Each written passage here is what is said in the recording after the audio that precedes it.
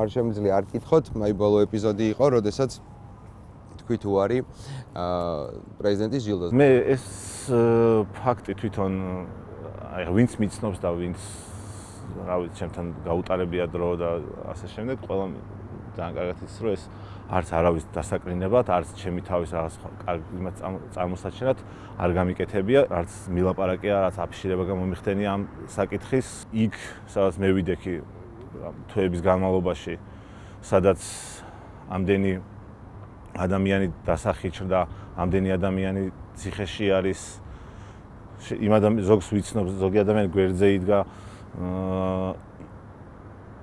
ამდენი სინდის პატიმრად ყავს ხო?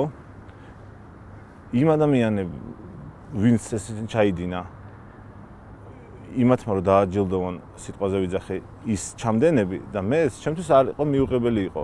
და უბრალოდ ვერ წავიდა, ანუ ფიზიკურად ვერ წავიდა და ვერ ავიღებდი იმას ღირსების ორდენს.